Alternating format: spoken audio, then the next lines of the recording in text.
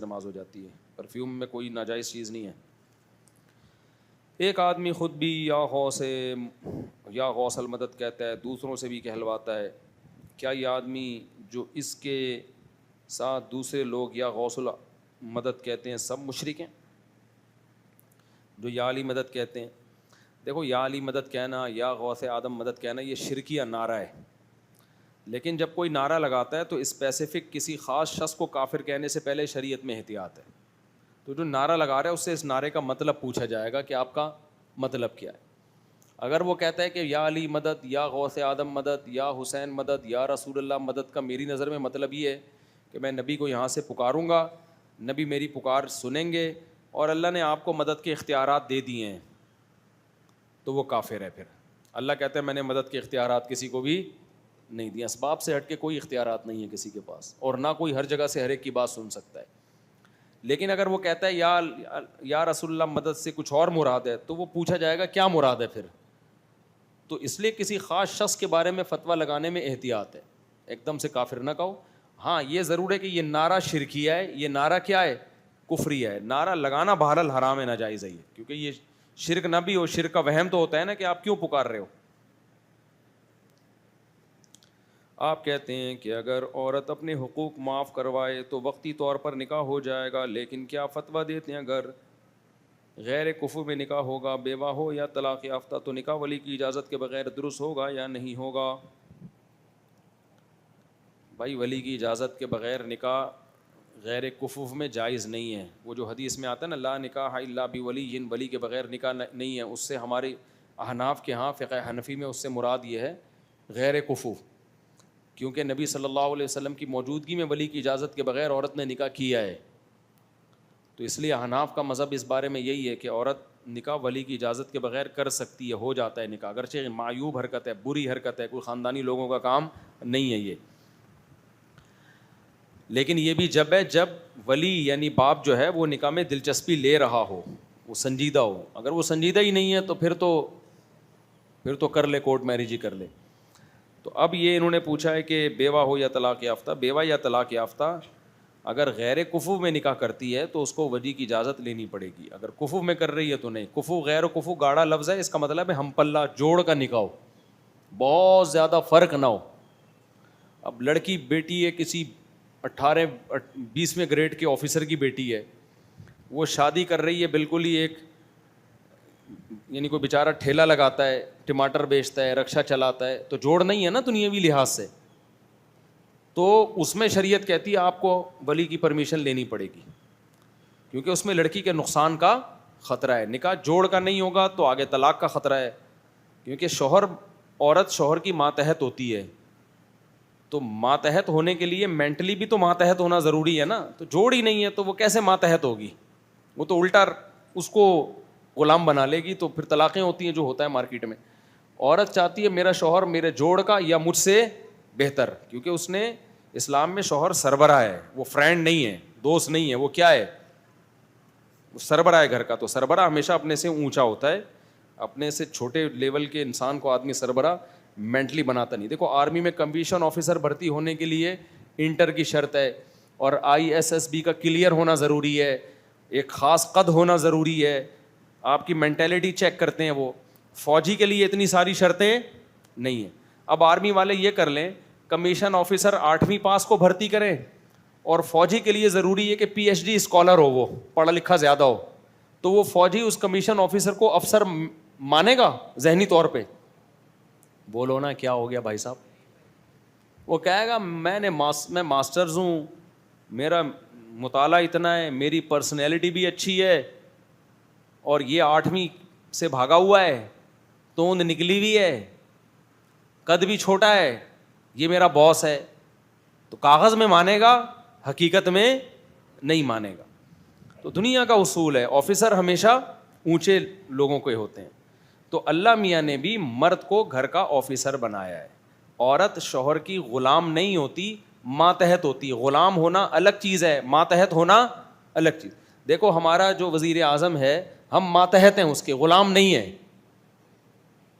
سمجھتے ہو؟ تو ماتحت ہونا الگ چیز ہے. اسلام میں بیوی ماتحت ہے کس کے؟ شوہر کے. شوہر سربراہ ہے. غلام نہیں ہے کہ غلاموں والے کام آپ اس سے لینا شروع کر دیں, سرونٹ نہیں ہے کوئی. تو جب ماتحت ہے تو پھر شوہر جو ہے نا اس کے لیول کا یا اس سے اونچا ہونا چاہیے. تبھی غیر کفو میں نکاح کو اسلام میں ناپسند کیا گیا. جو اسلام میں 4 شادیوں کی اجازت ہے نا, اس کی ایک وجہ یہ بھی ہے کہ عورت کسی کی دوسری بیوی بن جائے جو اس کے جوڑ کا ہو, کسی نااہل کی اکلوتی نہ بنے. یعنی ہمیشہ اپنے سے اونچے خاندان میں جائے, وہ چاہے تیسری بیوی بن کے جائے, یہ شریعت نے گوارا کیا ہے. لیکن کسی کمتر کی اکلوتی بن جائے یہ گوارا نہیں ہے, وہ چلے گا نہیں رشتہ. تبھی تو آج دیکھ لو نا, ڈاکٹر لڑکیوں کی میٹرک پاس سے شادی ہو رہی ہے. میں خود نکاح پڑھاتا ہوں, کیونکہ رشتے مارکیٹ سے کیا چل رہے ہیں, بولو شارٹ, رشتے ہی نہیں ہے. لڑکی والے مجبور ہو کے اپنی ڈاکٹر لڑکیوں کی بیٹیوں کی شادی 8ویں سے بھاگے ویسے کرا رہے ہوتے ہیں. اور میٹرک بھی کراچی کا میٹرک, جو پاس کا مطلب فیل ہی ہوتا ہے, سمجھ رہے ہو, تو وہ کہاں چلے گا پھر. اب ایسا نہ ہو کسی ڈاکٹر نے میٹرک پاس سے کی بھی ہو تو طلاق لے لے اس سے, بس شکر ادا کرے جو ہونا تھا ہو گیا. شوہر کو سربراہ سمجھے, ہو سکتا ہے اس میں کوئی اور خوبی ایسی ہو جو بہت زبردست خوبی ہو. کیا خیال ہے بھائی. تو اسلام میں جوڑ کی شادیوں پہ زور ہے کہ شوہر عورت سے اونچا ہونا چاہیے. لیکن یہ 4 شادیوں کے رواج کے بغیر ممکن نہیں ہے, یہ سمجھ لو. اچھا بھائی, بنیادی عقائد کا انکار. اور کیا لکھا بھائی, خود کو مسلمان کہلانا زندیق ہے تو قادیانی مکمل بایوڈ فرض ہے. کیا بول رہا ہے بھائی, قادیانیوں سے معاملات نہ کیا کرو اللہ کے بندو. پتہ نہیں کیا لکھا ہوا ہے. میں آج تھکا ہوا بہت زیادہ ہوں, آپ کو میرے اسٹائل سے لگ رہا ہوگا. میں نیند بہت کم ہوئی ہے. میں نے جب سے یہ اسمارٹ واچ لی ہے نا, تو یہ میری نیند بتا رہی ہے. یہ نیند بتاتی ہے کتنے گھنٹے آپ سوئے ہو. اس کے بعد مجھے پتہ چلا کہ روزانہ 4 گھنٹے سے زیادہ تو ہماری نیند ہو ہی نہیں رہی ہے. یہ کیلکولیٹ کر رہی ہوتی ہے نا آپ اتنے گھنٹے سوئے ہو, تو اس سے مجھے پتہ چل رہا ہے کہ ہماری نیند کیا ہو رہی ہے, بہت کم نیند ہو رہی ہے کئی دنوں سے. اور پھر یہ بھی بتاتی ہے ڈیپ سلیپ کتنی ہے آپ کی. اگر سوئے بھی ہو 4 گھنٹے تو اس میں گہری نیند کتنی ہے, تو وہ آدھا گھنٹے سے زیادہ نہیں ہو رہی ہے. یعنی وہ جو 4 گھنٹے ہیں وہ بھی جاگ جاگ کے ہی ہو رہے ہیں. تو بیڑا تو غرق ہوگا کہ نہیں ہوگا. باتیں 4 شادیوں کی, اور پھر صحت کے اصول یہ کہ نیند ہی پوری نہیں ہو رہی, تو پھر تو بیڑا غرق ہوگا. تو اس کی گھڑی کے بعد مجھے اندازہ ہوا کہ بھائی آپ کو اپنا جو سلیپ سائیکل ہے نا اس کو سیٹ کرنا پڑے گا. پھر بھی ہمت کی بات ہے, 4-5 گھنٹے سے زیادہ نیند نہیں ہو رہی, چل پھر بھی رہے ہیں, اللہ کا شکر ہے. مدرسے بھی جا رہے ہیں, پڑھا بھی رہے ہیں, بھاگ بھی رہے ہیں, دوڑ رہے ہیں, ہنس بھی رہے ہیں, کھیل بھی رہے ہیں. یہ برکت کس کی ہے, بچوں کی. لوگ کہتے ہیں 18 بچے, ہائے ہائے ٹینشن, 4 بیویاں, ہائے ہائے. ابے بھائی صاحب, خاندان ہی خوشیوں کا ذریعہ ہے, سمجھ رہے ہو. اللہ نے جو خاندان دیا ہے نا وہ خوشیوں کے لیے دیا ہے. فیملی پلاننگ والوں نے اس کو ٹینشن بنا دیا, سمجھتے ہو. ان کمبختوں کے نہیں ہوتے, یہ ٹینشن میں, ان کی نیندیں پوری ہوتی ہیں پھر بھی ٹینشن میں ہوتے ہیں, اٹھتے ہی ٹینشن شروع. ہماری نیند پوری نہ بھی ہو پھر بھی ہم اللہ کے فضل سے کیا ہوتے ہیں, خوش ہوتے ہیں, کیونکہ خوشیوں کے دوسرے اسباب ہمارے پاس بہت ہیں. تو اس لیے یہ جو اولاد ہے, خاندان کا بڑا ہونا, یہ اللہ کی طرف سے بہت بڑی, بولو, نعمت ہے. خوش رکھنے کا بہت بڑا ذریعہ ہے. باقی چھوٹی موٹی ٹینشنیں تو چلتی ہیں خاندانوں میں بھی, گھر میں بھی, پھڈے مڈے, بچے کی یہ ہو گیا, اسکول سے بھاگ گیا, پکڑا گیا, وغیرہ وغیرہ. یہ تو ہر گھر میں کیا ہوتے ہیں, یہ چھوٹی ٹینشن ہے جو آپ کو بڑی بڑی ٹینشنوں سے بچاتی. اور یہ جو کمبخت جن کے بیوی بچے ہی نہیں ہیں, یہ تنہائی کی ایسی ٹینشن میں ہے نا, یہ سوتے ہیں تو اٹھنے کے بعد سوچتے ہیں کہ پھر اکیلے. ان کا کوئی محبت کرنے والا بغیرتوں کے پاس, بولو, نہیں ہوتا. ان کی کوئی ہے ہی نہیں کمبختوں کی زندگی. ایک گرل فرینڈ ہوتی ہے بھنگی, جیسے گدھے کے پاس ایک گدھی ہوتی ہے نا, تو گدھے کو کیا سکون ملے گا اس سے بھائی. تو ایسے ہی ان کے کچھ گدھیوں نے گدھے پالے ہوئے ہیں, کچھ گدھوں نے گدھیاں پالی ہوئی ہوتی ہیں, گرل فرینڈ ہیں, کوئی ایک دوسرے کے حقوق بھی نہیں ہوتے. اور مل لی ہے وہاں مل لی ہے, ادھر منہ کالا کر دیا, ادھر منہ کالا کر دیا. یہ بھنگی چماروں والی زندگی. اولاد بھی پھر حرامی پیدا ہوتی ہے. ظاہر ہے حلال اولاد بیوی سے پیدا ہوتی ہے. گرل فرینڈ کی جو اولاد ہے اس کو اسلام کیا کہتا ہے, حلال مانتا ہے. حرامی اولاد پیدا ہو رہی ہے تمہاری, تو بیوی ہے نہیں بغیر تو تمہاری. تو شادی شدہ لوگوں پہ طنز کرتے ہیں, دیکھو بیویوں کے نخرے اور وہ شوہروں کے نخرے. بھائی جہاں کوئی نعمت ہوگی وہاں کچھ اس کے کچھ سائیڈ افیکٹ ہلکے پھلکے. جب 500 mg کی آگمنٹن کھاؤ گے تو پیٹ خراب ہوگا, تو اس کے فائدے بھی تو ہوں گے نا, پھوڑے پھنسیاں ختم ہو جائیں گے, جراثیم مریں گے. کیا خیال ہے بھائی. تو ایوب علیہ السلام کو قرآن کہتا ہے کہ ہم نے جب بیماری میں ان سے خاندان چھین لیا, ان کے خاندان کی ڈیتھ ہو گئی بچوں کی, اللہ کہتے ہیں جب شفا دی ہے تو میں نے ڈبل خاندان دے دیا ان کو. ابراہیم علیہ السلام نے اللہ کے لیے ہجرت کی, اللہ کہتے ہیں میں نے ان کے خاندان بڑھا دیا, بیوی بھی دی ایک اور پھر اولاد بھی دی, پھر اولاد کی اولاد بھی دی, پوتے بھی دیے. تو جہاں اللہ خاندان کی بات آئے گی اللہ نعمت کے طور پہ بیان کر رہا ہے. ایک جگہ بھی اللہ نے بیوی بچوں کو ٹینشن کے طور پہ بیان نہیں کیا. اب یا تو فیملی پلاننگ والے سچ بول رہے ہیں یا اللہ سچ بول رہا ہے, سمجھ رہے ہو. جتنے سیکولر لبرل لوگ ہیں نا, ایک ہی بات, بھائی اپنی آمدن دیکھ کے بچے پیدا کرو بھائی, یہ اتنا بھیڑ پالنے کی ضرورت نہیں ہے. یہ ڈائلاگ بولنے کی حد تک بہت اچھے ہیں, یہ بھیڑ نہیں ہے, یہ انسان ہے, یہ گدھے گھوڑے نہیں ہیں. کہتے ہیں بھیڑ پالنے کی ضرورت نہیں ہے. انسان جو اشرف المخلوقات ہے, جو آپ کا سب سے بڑا سرمایہ ہے, اس کو کیا بنا دیا انہوں نے, ایک بھیڑ. سمجھ رہے ہو, جو اولاد کی شکل میں اس سے بڑی نعمت کوئی ہو نہیں سکتی, اس کو بنا دی ایک بھیڑ پالنے کی ضرورت نہیں ہے. تو ان کے ہاں بھیڑ بھی نہیں ہوتی, ایک ایک دو دو بچے ہوتے ہیں کم بختوں کے. مجھے تو ان کو اتنی, جب ان کی حالت میں دیکھتا ہوں نا, پہلے مجھے ترس آتا ہے ان کے اوپر کہ یار اتنی دولت ہو کے بھی انہوں نے اپنی زندگیوں کی خوشیاں خود ہی چھین لی. اور جو ایسے مشورے دے رہے ہوتے ہیں نا, ان کے پاس پیسہ کم نہیں ہوتا, جو کہہ رہے ہوتے ہیں اپنی آمدن دیکھ کے بچے پیدا کرو. اب تیری آمدن تو 1 کروڑ روپے ہے, تیرے 2 کیوں ہیں؟ اس کا مطلب یہ آمدن کا مسئلہ نہیں ہے, یہ کس کا مسئلہ ہے؟ دل بہت تنگ ہے کہ میرا پیدا ہونے والا بچہ میری دولت نہ کھائے. کم بخت, یہ تیری دولت کتنی کھا لے گا؟ تیری اولاد ہے, اس کے لیے تو کما رہا ہے, کھلا اس کو یار, اور اس کا آؤٹ پٹ زیادہ ہوگا, اس سے تیری تنہائی بھی دور ہوگی. اللہ نے تو پوتے نواسے تک ذکر کر دی. اللہ کہتے ہیں ہم نے تمہارے لیے بیوی کو پیدا کیا سکون کے لیے, اس سے تمہیں اولاد بھی دی, پوتے نواسے بھی دی. اللہ تو آگے تک لے کے جاتے ہیں. بڑھاپے میں اولڈ ہاؤس سے بچو گے تم, سمجھتے ہو کہ نہیں سمجھتے؟ جب جنازہ اٹھے گا پوری فوج ہوگی پیچھے رونے والی اور زندگی میں دعائیں مانگنے والی. یہ جو سیکولر لبرل طبقہ ہے, آپ خدا کی قسم, پہلے میں جب ان کے گھروں کو دیکھتا ہوں نا, مجھے وزٹ کرا رہے ہوتے ہیں, 1000 گز کا بنگلہ ہے, یہ بیڈ روم ہے, یہ ایک الگ بیڈ روم ہے, یہ ایک الگ بیڈ روم ہے, اتنا بڑا واش روم ہے, باقی کام کی جگہ اس میں چھوٹی سی ہے, اتنی ہے جتنی ضروری ہے. اتنا بڑا کیا ہے, واش روم ہے. ایسا وحشت ہوتی ہے نا, میں کہتا ہوں کہ اب میں آؤں گا نا تو ڈپریشن کی کوئی گولی لے کر آؤں گا. دیواریں کھا رہی ہوتی ہیں, بندہ مارکیٹ سے کیا ہے, شارٹ, بندے ہی نہیں ہے, 1-2 بچے بس. ابے تم کیا یار, تمہیں اتنی دولت اللہ نے دی ہے, وہ ادھر ایک کمرہ ادھر, ایک کمرہ ادھر, اور ایسے مضبوط کمرے. پھر جی ہم نے بیسمنٹ بھی بنائی ہوئی ہے, بیسمنٹ میں جاؤ وہ اتنا بڑا ہال, بندہ نہیں ہے. ابے خدا کی قسم ہمیں اپنے چھوٹے گھر یاد آتے ہیں یار. ہم تو سفر سے گھر میں آتے ہیں, کوئی بچہ پاؤں سے لپٹا ہوا ہے, کوئی ابو ابو کر رہا ہے, کوئی پگڑی کھینچ رہا ہے, کوئی کہہ رہا ہے کیا لے کر آئے, ٹھیک ہے نا, ان لوگ کی گائے آ گئی تھی, ہم لوگ کی گائے ابھی تک کیوں نہیں آئی. اس سے وہ جھونپڑا اچھا ہے خدا کی قسم جس میں افراد ہوں, کم بختو.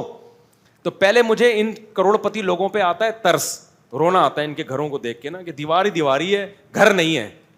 ایک آدھ بیوی ہوگی, وہ بھی قابو میں نہیں ہوتی ان کے, اس کا بھی ریلیشن میاں سے بس ایکچولی کیونکہ اولاد ہوتی ہے تو میاں بیوی کا ریلیشن بنتا ہے. بچوں کی خاطر تو ایک دوسرے کو برداشت کر رہے ہوتے ہیں, وہ بچوں کی خوشیوں میں دونوں شریک ہوتے ہیں, دونوں برابر کے خوش ہوتے ہیں.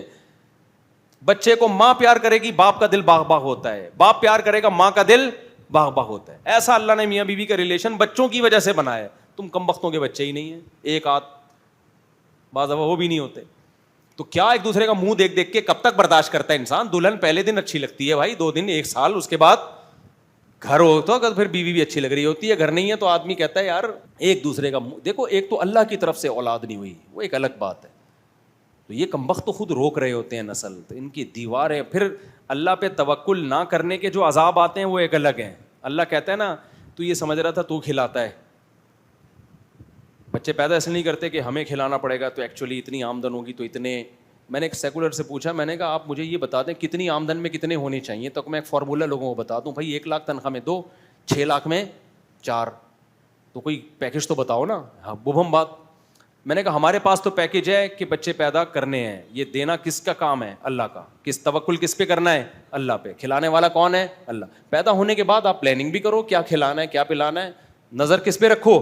اللہ پہ. دولت آ جائے ٹھیک ہے, نہیں آئے تو غربت میں گزارا کرو. کیا خیال ہے بھائی؟ ٹماٹر والے بھی جنت میں جائیں گے, سبزی والے بھی جنت میں جائیں گے, رکشے والے بھی جائیں گے. یہ دنیا تو مسافر خانہ ہے, دولت ہی اصل ہے. تو پھر ہمارے صدر صاحب تو دنیا کے کامیاب ترین انسان ہے. کیا خیال ہے بھائی؟ اور ہمارے نبی صلی اللہ علیہ وسلم تو مسکین تھے, 40 دن گھر میں چولہا نہیں جلتا تھا, وہ تو معاذ اللہ پھر ناکام ہو گئے. یہ تو ہوس کے پجاری ہیں, ہوس کے مریض ہیں, جو ہمیں دولت کو بتاتے ہیں کہ سب کچھ یہی دولت ہے. تو اس لیے جب میں سیکولر اور لبرل لوگوں کے گھروں میں جاتا ہوں, ان کے بڑے بڑے بنگلے, تو پہلے مجھے آتا ہے رونا, پھر مجھے آتا ہے غصہ. اس لیے کہ یہ خدا کی طرف سے پھٹکار نہیں ہے بے رونقی, یہ خود ان کی اپنی بنائی ہوئی بے رونقی ہے. پھر میں دل چاہتا ہے میں ان کو وہ گالیاں دوں جو ممبر پہ دینا مناسب نہیں ہے. نسوا اللہ فانساہم انفسہم. اللہ کہتے ہیں انہوں نے اللہ کو بھلایا نا, انہوں نے فالو کیا کافر کو, تو اللہ نے ان کو اپنے فائدے کی چیزیں بھلا دی. اربوں کھربوں روپے ہو کے بھی ان کم بختوں کا خاندان نہیں ہے, خوشیاں نہیں ہیں ان کے یہاں, خوشیاں نہیں ہیں ان کے یہاں. تو خوشیاں نہ ہونے کا نتیجہ یہ بس جیب میں پٹوا لے گئی. پھر نائٹ کلبوں کا رخ کرتے ہیں یہ کسی طرح سکون حاصل کرنے کے لیے. گرل فرینڈ کبھی ایک لڑکی کبھی دوسری لڑکی, بھنگیوں چماروں والی ان کی زندگی. تو اس بھنگیوں چماروں والی زندگی میں کیا سکون ملے گا یار؟ وقتی ایک چند تھوڑی دیر کا مزہ ہوتا ہے زنا کا, اس کے بعد پھٹکار ہی پھٹکار ہے. بڑھاپے میں وہ بھی نہیں, بڑھاپے میں تو لڑکی بھی نہیں ملتی, پیسہ ہی پیسہ ہوگا بڈھے کو بیچارے کو, وہ بھی نہیں, پھر پڑا رہے گا ادھر, منہ سے رال ٹپک رہی ہوگی, خاندان ہے نہیں, ایک آدھ بیٹا ہے وہ بھی ہوس کا پجاری ہے, اس کو پتا ہے کہ پیسہ بچاؤ, ابا نے بچایا تھا, اولاد پیدا کرنے میں کنجوسی کی ہے, تو اس کا مطلب پیسہ کم ہی, پیسہ بچانے کی چیز ہے, ابا پہ لگانے کی چیز بولو نہیں. کہے گا ابا اولڈ ہاؤس بہترین, وہاں جائے. کوئی رالے صاف کرنے والا نہیں ہوتا. میں نے ایک بیان میں کہہ دیا تھا, ایک امریکہ باہر کا امریکہ ہے, ایک اندر کا. اس پر ہمارے سیکولر طبقے کو بڑا غصہ آیا تھا. امریکہ بہت خوبصورت ہے, جرمنی بہت خوبصورت ہے, گھر بڑے پیارے پیارے, لیکن خدا کی قسم جب گھروں کے اندر گھسو گے تو جتنے باہر سے خوبصورت ہیں اتنے ہی یورپ میں گھر اندر سے وحشت ناک ہیں. ہاں چند ان کے یہاں فیملیاں ہیں, بہت تھوڑے سے لوگ رہ گئے ہیں, کچھ فیملیاں ان کے یہاں بھی ہوتی ہیں, بچے بچے ہوتے ہیں, بہت تھوڑے مارکیٹ میں شارٹ ہو گئے ہیں وہ لوگ. اندر کے حال جب داؤ گے نا, اتنا خوبصورت گھر, بطخیں تیر رہی ہیں, نہریں جاری ہیں, ہم بھی ولاگ میں دکھا رہے ہوتے ہیں. ابھی میرا دوبارہ امریکہ کا سفر ہوگا اور دکھاؤں گا میں. اندر کا دکھا نہیں سکتے, پابندی ہے گورنمنٹ کی طرف سے, لیکن جب اندر جا کے دیکھو گے نا تو پتہ ہے کیا ہوگا. عالی شان شیش محل, اندر ایک بڈھا یوں پڑا ہوا ہوگا, بہت وفادار, تو اس کے ساتھ ایک بڑھیا, ورنہ بڑھیا بھی نہیں ہوتی, کتا ہوتا ہے. اس گھر میں جاؤ گے ایک بڑھیا اور ایک کتا, اس گھر میں جاؤ گے ایک بوڑھا, ایک تو میں نے 2 گھر ایسے دیکھے, میں نے دونوں بڈھا بڈھی کو ہی ملا دو یار, تم دونوں, وہ ادھر پڑا ہوا ہے وہ ادھر پڑی ہوئی ہے, تو دونوں ایک ہی گھر میں رہ لو. کیا خیال ہے بھائی؟ نہیں وہ بھی نہیں, اب کتا. تو یہ اندر کا ماحول ہے, اس سے ہمارے جھونپڑے اچھے ہیں یار. کیا خیال ہے بھائی؟ اگرچہ گٹر کے ڈکن بکن نہیں ہے, پرابلم ہے, لیکن یار یہ وہ زیادہ بڑی پرابلم ہے خدا کی قسم. یہاں کم از کم غم شیئر تو کر لیتا ہے آدمی, تو وہاں کیا شیئر کرے گا. ہاں کچھ انگریز فیملیوں والے بھی ہیں, لیکن بہت تھوڑے سے رہ گئے ہیں, وہ بھی اگلی نسل میں ختم, وہ بھی ختم ہو جائیں گے اگلی نسل میں. تو اس لیے مجھے بڑا ترس آتا ہے. مجھے جھونپڑے والوں پہ اتنا ترس نہیں آتا, مجھے یہ بنگلے والوں پہ بڑا ترس آتا ہے. جب میں دیکھتا ہوں نا ان کے 1000 گز کے بنگلے ہیں اور تربیت یافتہ 2 بچے, کیونکہ انہوں نے کہا تھا 2 کی تربیت ٹائٹ طریقے سے ہوگی, ہوتی پھر بھی نہیں ہے کم وقتوں کی, نہ وہ باپ کے ہوتے ہیں نہ وہ تربیت پھر بھی نہیں, وہ ہوس کے پجاری ہوتے ہیں. ایک بیٹا پی رہا ہوتا ہے, ایک ابا کو گالیاں دے رہا ہوتا ہے, ایک اماں کو گالیاں دے رہا ہوتا ہے, اور پتہ نہیں کیا کیا ہو رہا ہوتا ہے. سب نہیں ہوتا, کچھ اچھے بھی ہوتے ہیں, لیکن بہرحال اکثر کا یہی خراب ہے. مفتی صاحب, غریب, انتہائی غریب لڑکی سے نکاح پر کتنا ثواب ہے؟ اسلام میں غریب لڑکی سے شادی پر کتنا اجر ہے؟ بھائی دیکھو, غریب لڑکی سے شادی پر اجر جب ہے جب آپ کو وہ غریب پسند بھی ہو. صرف غربت کی بیس پہ نکاح کسی سے نہ کرو, پسند آ نہیں رہی, آپ نے کہا چلو غریب ہے تو کر لی, کیونکہ وہ آپ کی ملازمہ نہیں ہے, وہ آپ کی بیوی ہے. تو بیوی والی محبت دینے کے لیے یہ ضروری ہے کہ آپ کا اس کی طرف لگاؤ ہو, ورنہ گھروں میں بیچاری ماسیاں آتی ہیں کام کرنے کے لیے, ان سے شادی کر لو تو ثواب ہی ثواب ہے, لیکن آپ کیا اس کو بیوی والی عزت دے دو گے, محبت دے دو گے؟ ہے بھائی. اس لیے بات وہ کرنی چاہیے جو پریکٹیکلی ممکن ہو. میرے بیانات سن کے نا کچھ لوگوں میں مسالہ زیادہ لگ گیا ہے. کچھ مسالہ کیا ہو گیا ہے, وہ جون پور کے قاضی بن گئے ہیں. وہ نہیں قاری صاحب نے کہا تھا تو گدھا تھا میں نے انسان بنایا, ایک دیہاتی لے آیا کہ میرے گدھے کو, میرا یہ بچہ ہے اس کو بھی انسان بنا دو. قاری صاحب نے کہا تو کھیلنے کا موقع مل گیا نا. قاری صاحب گدھے کو, کسی بچے کو کہہ رہے تھے تو گدھا تھا میں نے انسان بنایا, ظاہر ہے شرارتی تھا میں نے انسان بنایا. ایک دیہاتی سمجھا کہ شاید یہاں گدھوں کو انسان بنانے کی فیکٹری ہے ان کے پاس, تو وہ دیہاتی اپنا گدھا لے آیا اور کہنے لگا قاری صاحب میں نے سنا ہے آپ گدھوں کو انسان بناتے ہیں. اس نے کہا ہاں یہ گدھا ہے اس کو انسان بنائے, اس سے پوچھو. قاری صاحب میرا یہ گدھا ہے, کائنڈلی اس کو بھی کیا بنا دیں آپ, انسان. قاری صاحب کو کھیل تماشے کا موقع مل گیا. قاری صاحب نے کہا ٹھیک ہے مسالہ لگاؤں گا, 1 ہفتہ مسالہ لگے گا, اس کے بعد یہ کیا بن جائے گا, انسان. تو گدھے کو چھوڑ جاؤ, گدھے کو چھوڑ گئے, کہاں انسان بننا تھا. تو وہ آیا 1 ہفتے بعد, تو قاری صاحب نے بولا یار وہ اصل میں مسالہ زیادہ لگ گیا ہے, تو وہ نارمل سے زیادہ اچھا انسان بن گیا ہے وہ. تو وہ جون پور کا جج بن گیا ہے, وہ عام انسان نہیں ہے, وہ کیا ہے, وہ عظیم لیول کا انسان بن گیا ہے, جون پور کا جج. تو وہ جج قاری صاحب نے سوچا میری زبان چھوڑے نا جائے وہاں پہ. تو یہ جون پور گیا, جج صاحب بیٹھے ہوئے آرڈر فیصلے کرنے. پہلے اس نے جا کے جج کو بلایا, ہوش ہوش, وہ آ نہیں رہا. پھر گھاس لا کے اس کو جج کو یوں کر کے دکھا رہا ہے. جج نے بلایا انسان کا بچہ بن, کیا کر رہا ہے, توہین عدالت کا کیس کروں گا. تو کہتے ہیں انسان کا بچہ تو بن, تو گدھا تھا, وہ تو تھوڑا مسالہ زیادہ لگ گیا, اپنی اوقات پہ آ جاتا. تو میں جب 4 شادیوں کے فضائل سناتا ہوں نا, کچھ لوگوں پہ مسالہ زیادہ لگ جاتا ہے. تو وہ کیا کہتے ہیں, بہت غریب لڑکی سے کرے, اچھی بات ہے کسی غریب کو سہارا دیں گے ڈبل ثواب ملے گا, لیکن صرف سہارا نہیں ہوتا نکاح میں, آپ نے اس کو بیوی والی محبت بھی دینی ہے. پتہ چلا آپ نے کہیں بھی بیچاری کوئی غریب اٹھا کے لے آئے جھگی سے, آپ ڈیفینس کے تھے, لے آئے, اب آپ کا دل اس طرح مائل نہیں ہو رہا, تو لڑے گی, وہ آپ سے پھڈے کرے گی, بولے گی میں تو یہ بیوی ہوں. تو آپ کہے کہ تو نوکرانی ہے, تو وہاں سے جھگی میں رہتی تھی. وہ کہے گی پھر نہیں کرتے شادی, اب تو بیوی ہوں نا. تو جب بیوی بن گئی تو اس کے ساتھ جو آپ کا ایٹیٹیوڈ ہوگا وہ کیسا ہوگا, وہ پھر شوہر والا ہوگا اور وہ بیگم ہوگی. تو وہ جب افورڈ نہیں کر سکتے تو پھر وہ کام کرو نہیں, سمجھتے ہو. تو اچھی بات ہے غریب لڑکیوں سے شادی کرو, زیادہ ثواب ہے, لیکن اس میں اٹریکشن ہو. آپ دوسری شادی پہلی بیوی سے چھپ کر کرنا, اور پہلی شادی کو چھپانا کیسا ہے. وقتی طور پہ چھپا لے تو کوئی حرج نہیں ہے, کیونکہ جب پکڑا جائے گا تو کرنے ہی نہیں دے گی, وہ پٹ جائے گا خام خواہ میں دولہا بنا ہوا. میں نے پٹتے ہوئے دیکھے ہیں, دولہا بنے ہوئے پٹتے ہوئے دیکھے ہیں لوگ, اور دولہا بنے ہوئے بھاگتے ہوئے بھی دیکھے ہیں دوسری شادی میں. تو اس لیے کرتے ہوئے بے شک چھپا لو, لیکن چھپا کے رکھنا ساری زندگی یہ ٹھیک نہیں ہے, اس کے بڑے سائڈ افیکٹ. جو کام ہو گیا سو ہو گیا. ابھی کل ایک بندہ آیا دوسری شادی کی ہوئی, اب پتہ چل گیا پہلی بیوی سے جھگڑے ہو رہے ہیں, تو وہ کہہ رہا تھا مجھے کوئی طریقہ بتائیں میں دوسری کو پہلی کے سامنے یہ شو کر دوں کہ میں نے دوسری کو چھوڑ دیا ہے لیکن طلاق نہ ہو, کوئی ایسا تدبیر بتائیں. میں نے کہا یہ کام مت کرو, جھوٹ پہ ابھی بنیاد رکھ لی نا تو ساری زندگی جھوٹ. اس کو بولو جو ہونا تھا ہو گیا ہے, صحیح ہوا غلط ہوا ہو گیا, سمجھ رہے ہو, چھوڑوں گا نہیں میں. فیک طلاق اور 2 نمبر طلاق اور جھوٹے کاغذات, ان ڈراموں میں پڑھنے کی ضرورت ہے ہی نہیں. میں نے کہا وقتی طور پر آپ مصیبت سے نکل جاؤ گے, لیکن بڑی مصیبتوں میں پڑے رہو گے. تو بولو بھائی جو ہے وہ ہے. پھر ایک دفعہ جھوٹ پکڑا جائے گا تو پھر سچی مچی میں بھی کبھی طلاق ہوئی نا تو کون مانے گا, کہ پتہ نہیں یار اس بندے نے 6 اور کی ہوئی ہوں چھپا کے, ہمیں کیا پتہ چل رہا ہے. جو ہے بھائی سب کے سامنے. سچ میں وقتی ٹینشن ہے, ہمیشہ ٹینشن سے نجات. جھوٹ میں وقتی طور پر انسان ٹینشن ریلیز ہو جاتی ہے, لیکن ہمیشہ کے لیے مصیبتوں میں اس کی زبان پر اعتماد ہی ختم ہو جاتا ہے. جو ہے بھائی سب کے سامنے ہے, ایسے کی تیسی, جو اکھاڑنا ہے اکھاڑ لو. اس طرح سے چلو بھائی. کسی سے ادھار لے کر کاروبار وغیرہ کرنا کیسا ہے, بہت اچھی بات ہے. تو ادھار لے کر ہی کاروبار کیا کریں تاکہ کاروبار میں پیسہ اس کا ڈوبے. میں ادھار لینے کے خلاف نہیں ہوں, دینے کے خلاف ہوں. سمجھ رہے ہو میں کس کے خلاف ہوں؟ اگر آپ پوچھتے کسی کو کاروبار کے لیے پیسے ادھار دینا کیسا ہے, تو میں کہتا کیسا کیا, آپ جا کے اس قاری صاحب سے مسالہ لگواؤ, کیونکہ آپ ابھی تک انسان بنے نہیں ہو, آپ کو پتہ ہی نہیں ہے. تو لے کے تو جتنا مرضی لگائیں ڈبوئیں, اس کا نقصان ہے, آپ کا نقصان نہیں ہے. دینے پہ پابندی ہے, دیں گے تو بیڑا غرق ہو جائے گا.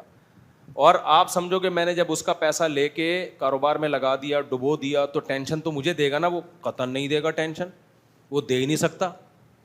کیونکہ آپ کو جو ٹینشن ہوگی وہ 2 منٹ میں آپ پارسل کر سکتے ہو. ایک آدمی نے مجھے کہا میں نے 1 کروڑ روپے کسی کے لے کے, 1 کروڑ سے پتہ نہیں 10 لاکھ تھا یاد نہیں, لے کے ڈبو دی. اب میں بہت پریشان ہوں, میرے سے ڈوب گیا, یہ ہو گیا, وہ آئے گا, میرے ٹینشن, یہ وہ, میرے پاس تو ہے ہی نہیں, میں کیا کروں, مجھے کوئی وظیفہ بتا دے. میں نے کہا وظیفہ کیا, بہت آسان علاج ہے. میں نے کہا ٹینشن پارسل کر دو. بھائی آپ کے سر پہ ایک مٹکا رکھا ہوا ہے پانی کا بھرا ہوا, تکلیف ہو رہی ہے, تو تکلیف کا حل وظیفہ ہے؟ اس کا حل یہ ہے کہ وہ مٹکا اٹھا کے دوسرے کے سر پہ رکھ دو. کیا خیال ہے؟ تو آپ کا سر کیا ہو جائے گا, ہلکا. تو میں نے کہا آپ یہ ٹینشن دوسرے کے سر پہ رکھ دو. کہہ رہے کیسے؟ میں نے کہا جب وہ شام کو آئے گا آپ کہنا نہیں ہے, تو جو ٹینشن آپ کو ہو رہی ہے وہ کس کو ہو جائے گی, اس کو شروع ہو جائے گی. سمجھ رہے؟ اکھاڑ آپ کا کچھ بھی نہیں سکتا وہ, نہ قانون کے ذریعے نکال سکتا ہے, نہ پولیس کے ذریعے نکال سکتا ہے. پیسے دے کے واپس لینا دنیا کے کسی قانون میں طاقت کے زور سے ممکن نہیں ہے, اللہ یہ کہ آپ کے کوئی گنڈے بدماش رکھے ہوئے ہوں, وہ ایک الگ بات ہے. لیکن وہ گنڈے بدماشوں کا کمیشن بھی تو الگ جاتا ہے. پھر ان گنڈے بدماشوں کو اس نے زیادہ کھلا دیے تو وہ الٹا آپ سے نکلوا کے اس کو دے دیں گے, وہ بڑے مسائل ہیں. تو اس لیے بہتر طریقہ یہی ہے کہ 2 ہی نہیں. سمجھ رہے ہو؟ ہاں لے لیں کے لیے, بشرطے کہ ٹینشن پارسل کرنا جانتے ہو.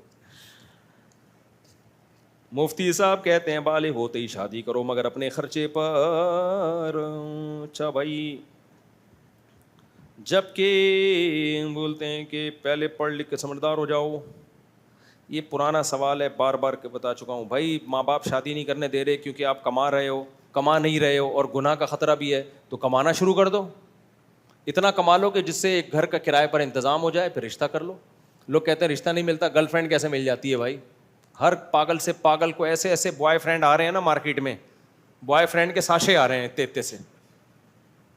میں لڑکی سے بولتا ہوں اس میں تمہیں نظر کیا آیا تم نے اس کو بوائے فرینڈ بنایا, ساشے. تو پتہ نہیں کن کن پہ کس کس کا دل آ رہا ہے. تو بھائی تم نکاح کر لو پھر اس میں. تو آپ کمانا شروع کرو, ہاتھ پاؤں مارو, ٹماٹر کا ٹھیلا لگاؤ, رکشہ چلاؤ, کچھ بھی کرو. یہی جو یہاں رکشہ چلانے کو عیب سمجھتے ہیں, ٹماٹر بیچنے کو, ہوٹلوں میں کام کرنے کو, یہی لندن امریکہ جا کے سب کچھ کر رہے ہوتے ہیں. پڑھ بھی رہے ہوتے ہیں, صبح یونیورسٹی میں جا رہا ہوگا, شام کو آ کے. ایک صاحب نے مجھے بتایا کہ میں پڑھائی کرتا تھا کراچی میں, میرے ماں باپ پیسے نہیں دیتے تھے.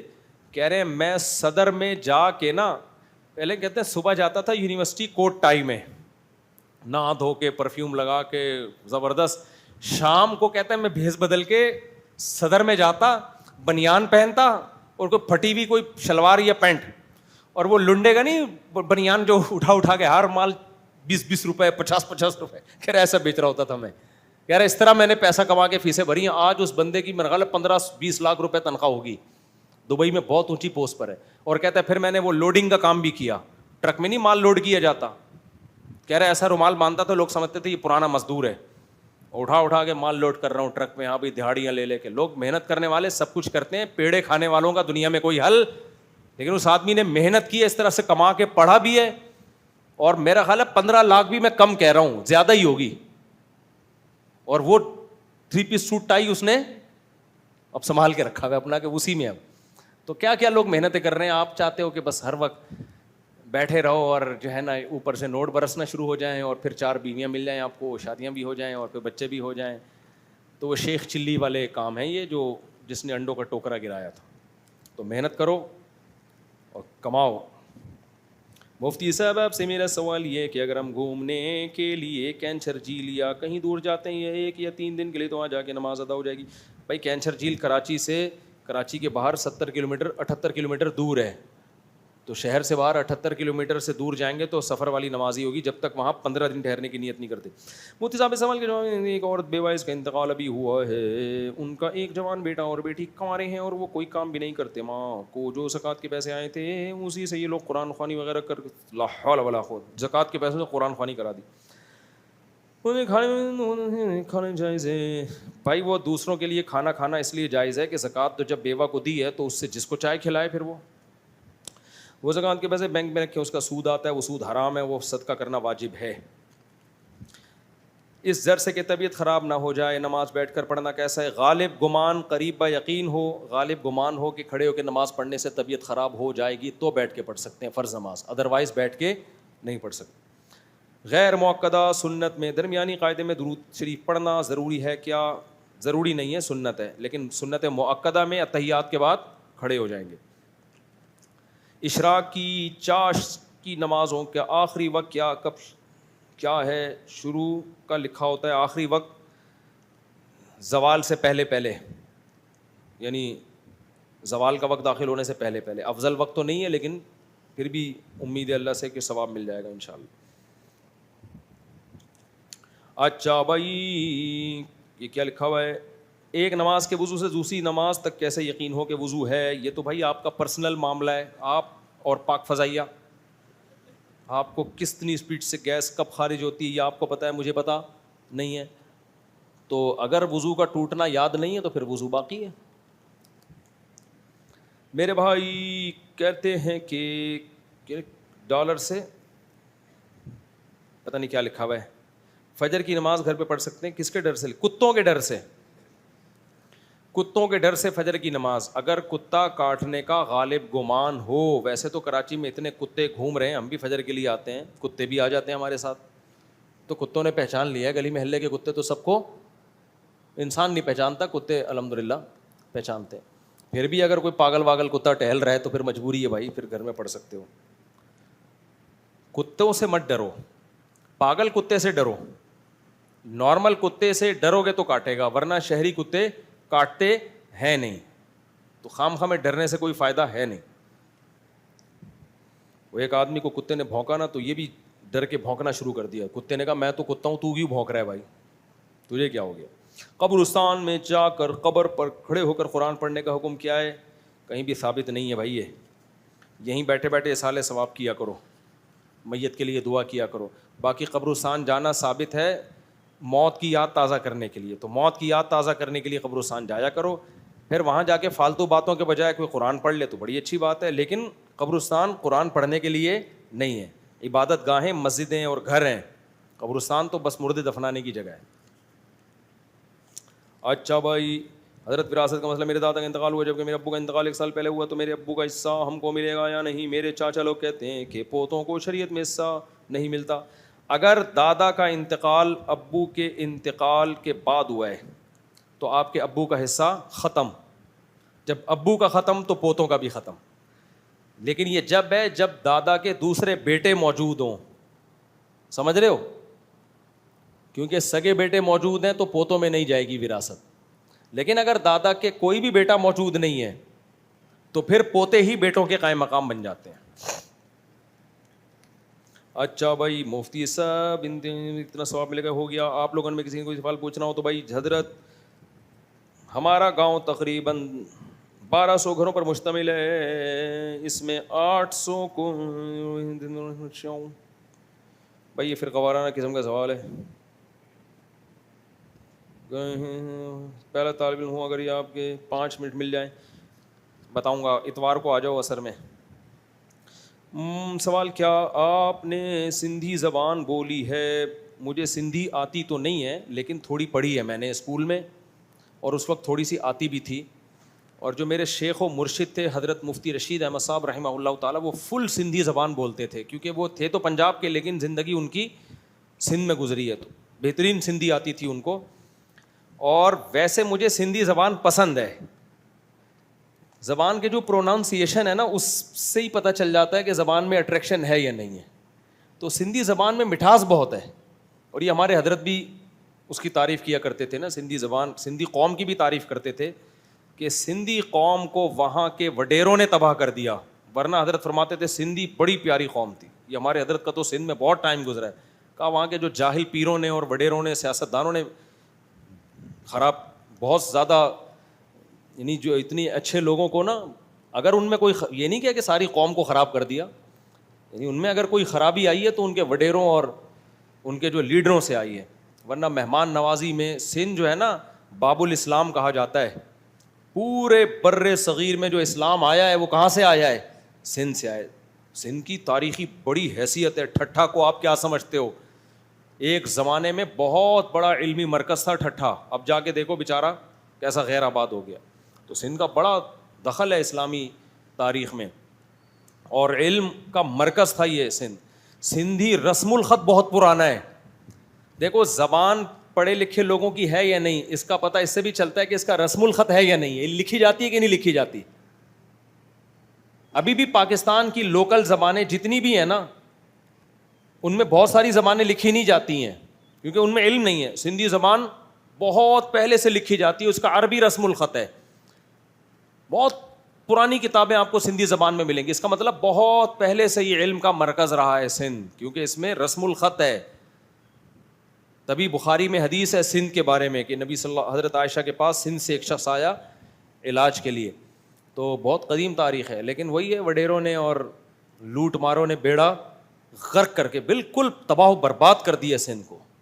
ورنہ سندھ کو اصولی طور پر پنجاب سے زیادہ ترقی کرنی چاہیے تھی, لیکن وہی سیاستدانوں کا لیڈروں کا کمال ہے کہ انہوں نے تباہ و برباد کر کے رکھ دیا. اچھا بھائی, کیا سندھی اجرک ٹوپی حدیث سے ثابت ہے؟ میرے علم میں نہیں. کیا حضرت ہم جلوس نکالتے ہیں حضرت عمر کے لیے, اس میں جلوس ملے وہ اس پر میں بیان کر چکا ہوں میرے بھائی. اور کوئی سوال پوچھنا ہو؟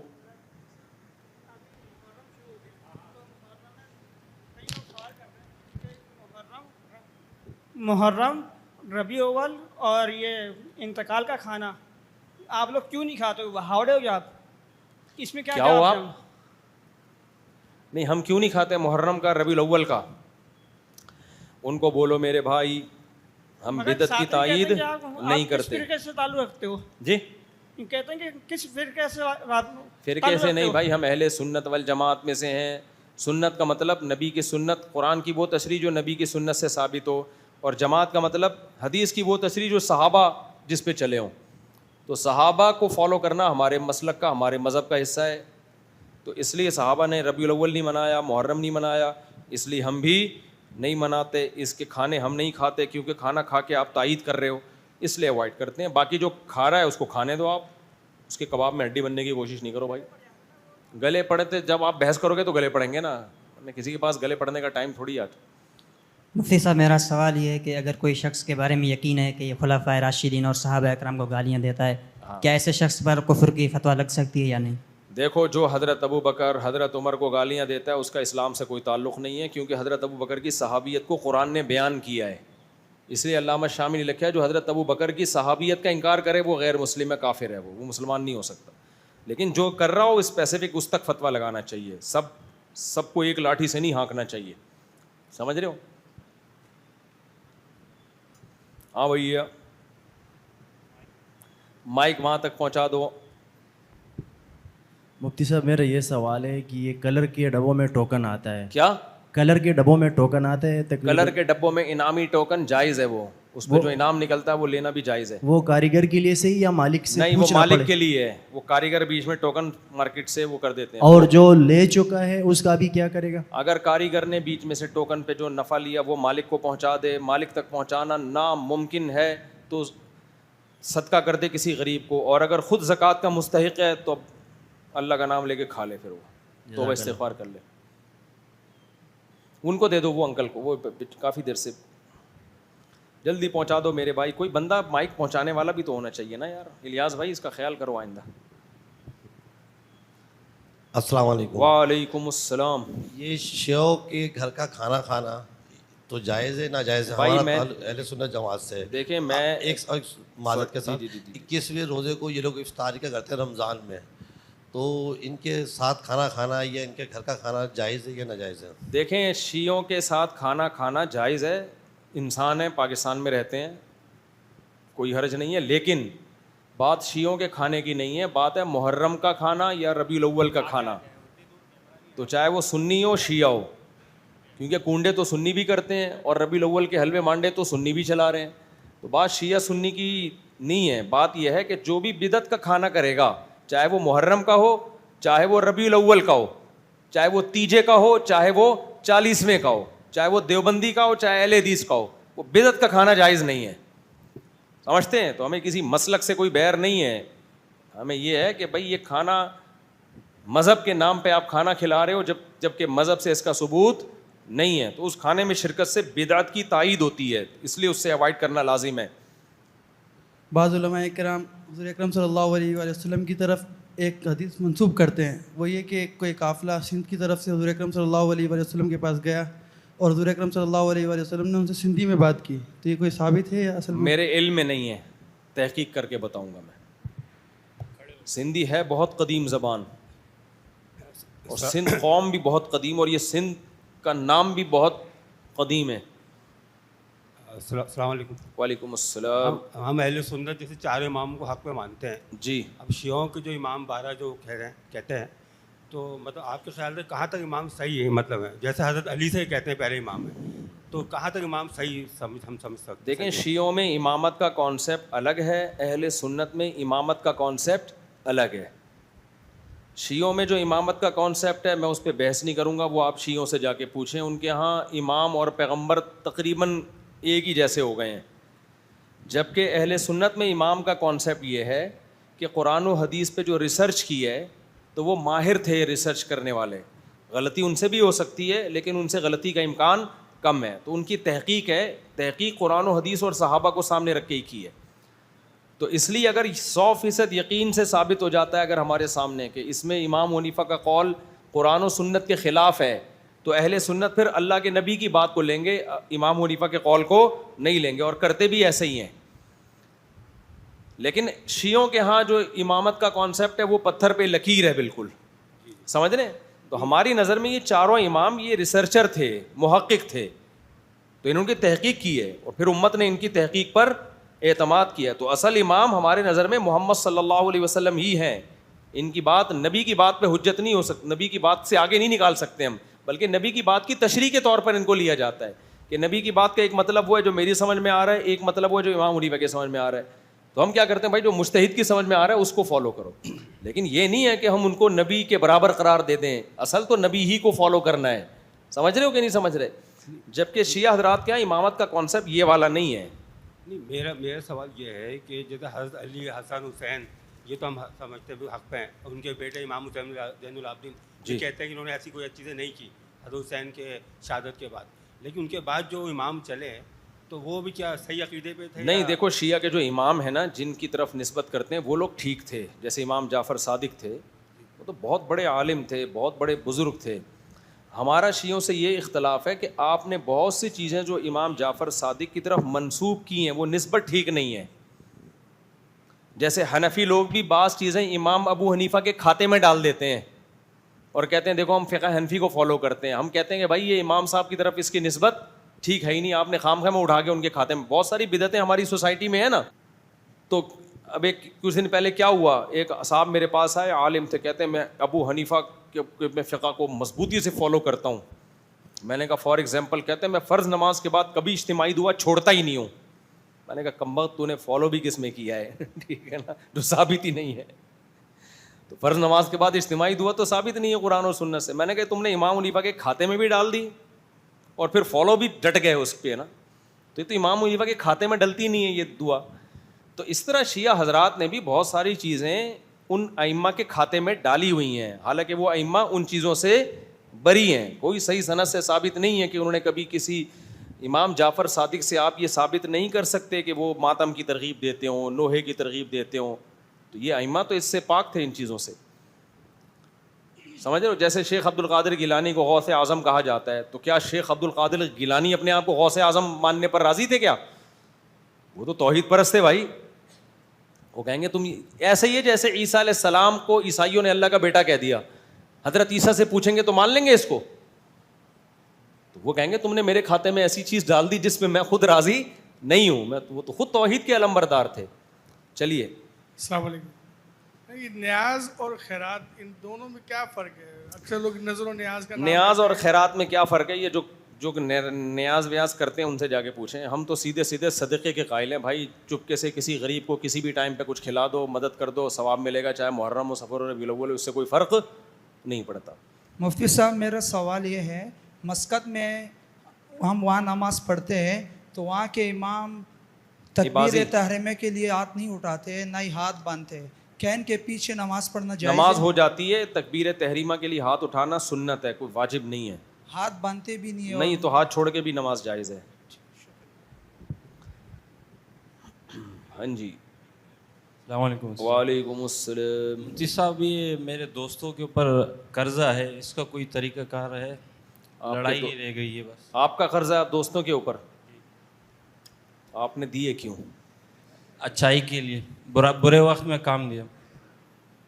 دیکھو جب کوئی پیسے مانگے دو چیزوں کے ساتھ, دیکھو جو بغیر نہیں مانگے نا اس کو ویسے ہی دے دیا کرو, اپنے بھائیوں کو, بہنوں کو, رشتہ داروں کو ہدیہ تو دینا چاہیے نا, صدقہ بھی کرنا, صدقہ مالداروں پہ بھی جائز ہے, اس کے لیے غریب ہونا ضروری نہیں ہے. مانگنے کے لیے ایک اصول رکھو, جو آیا ہے نا مانگ رہا ہے اس کو بولے تیری ضرورت کیا ہے. ضرورت ہے کہ بچے کو اسکول میں پڑھانا ہے, نہیں پڑھاؤ, ٹماٹر بیچے گا یہ مانگنا اس کام کے لیے ٹھیک, بولو یہ کام ہے. ہاں مانگ رہا ہے قرضے کے طور پر اور اس میں صلاحیت ہے واپس دینے کی, پھر ایک الگ بات ہے. جیسے آدمی کو کبھی ہوٹل پہ کھانا کھائے, پیسے ہی نہیں ہے, جیب میں ہاتھ ڈالے, دوست سے کہتا ہے ابھی تو دے دے, کل میں تجھے دے دوں گا, وہ تو سب کو پتہ ہوتا ہے. ایسے ہی فیس اس دفعہ نہیں بھری گئی, اگلی دفعہ میرے پیسے آئیں گے میں دے دوں گا, یہ تو سب آپس میں چلتا ہے اتنا نا. لیکن اس کے علاوہ کوئی ایسا اگر مانگ رہا ہے تو بھائی جب تیرے پاس پیسے نہیں ہیں تو بچوں کو اسکول میں تو کیوں پڑھا رہا ہے. دیکھو میں آج اللہ نے مجھے مالی وسعت دی, ہمیشہ سے اتنی زیادہ نہیں, غریب کبھی بھی نہیں تھا, میرے 7-8 بچے تھے تو میں تو نہیں اسکول میں پڑھا رہا تھا, مجھے پتا تھا میں فیس افورڈ نہیں کر سکتا تو کوئی بات نہیں, میں بڑا خوش تھا اس وقت بھی, اور بچے زیادہ اچھے چل رہے تھے اب سے بھی. تو میں قریب میں کسی خاتون سے بات کی, وہ بچوں کو پڑھاتی تھی, میں نے کہا بھائی میں فیس اتنی دے سکتا ہوں, آپ بچوں کو ہوم اسکولنگ گھر میں پڑھا دیں. بچے جاتے تھے, پردے دار خاتون تھی, ایسے تمیز سے آتے تھے, جا رہے ہیں, مزہ آتا تھا ان کو, ٹیوشن جا رہے ہیں, ٹیوشن سے آ رہے ہیں, سستے میں بہت اچھا کام ہو رہا تھا, پڑھائی زیادہ ہو رہی تھی. پھر جب میرے پاس گنجائش آ گئی تو میں نے اچھے اسکول میں داخل کرا دیا, تو فیسیں جا رہی ہیں, پڑھائی کم ہو گئی پہلے سے. رنگ کے ڈبے, کلر کے ڈبے, آج اسکول میں یلو ڈے, تو آج نیلا ڈے, تو آج پیلا ڈے. اسکول والوں کو پتہ ہوتا ہے کہ چونکہ ہمارا مہنگا اسکول ہے, باپ کے پاس فالتو پیسے بہت ہیں, تو اب ڈبوں پہ اور فلانے پہ, اور یونیفارم بھی ہم سے خریدو, بیگ بھی ہم سے خریدو, سلیبس بھی ہم سے خریدو.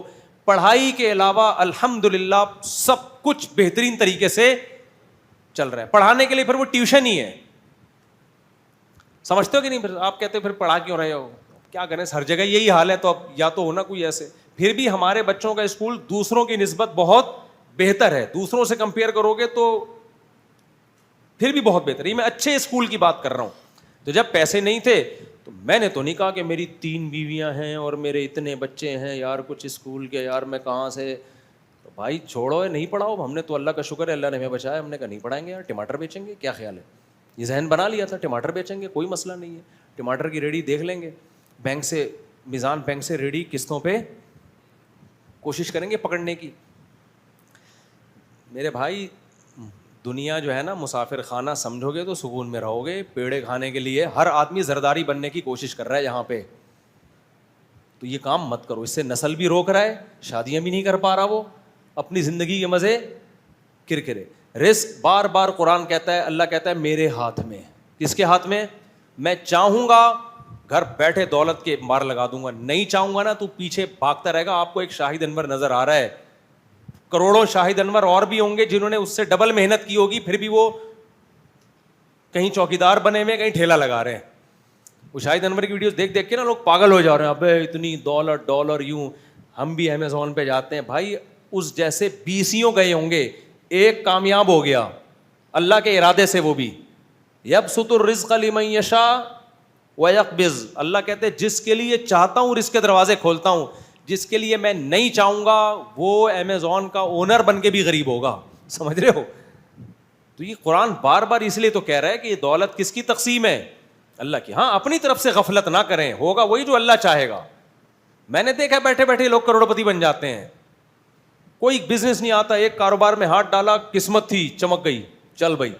اور ایسے بھی دیکھیں باپ دادا سے چلتا ہوا بزنس کروڑوں اربوں کا, اچانک حالات تبدیل ہوئے, وہ روڈ پہ آ گئے, خودکشیاں کی ہیں انہوں نے.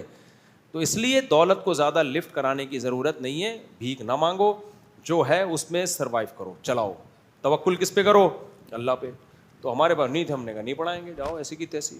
اچھا مفتی صاحب جب آ گئے تو پڑھا بھی دیا. جی آخری سوال یہ میں الحمدللہ. اچھا آپ کو سوری, میں نے آپ کا سوال کرتا تو جواب دیا نہیں کہ آپ کے دوستوں نے پیسے لیے ہوئے, نکلیں گے کیسے, اس کا جواب یہ نہیں نکلیں گے. اور میں روزانہ دیکھتا ہوں کبھی رینٹ پہ گاڑیاں نکال رہے ہیں, ان کے لیے پیسے ہیں. وہ آپ کو دکھا دکھا کے گولے گنڈے کھائیں گے.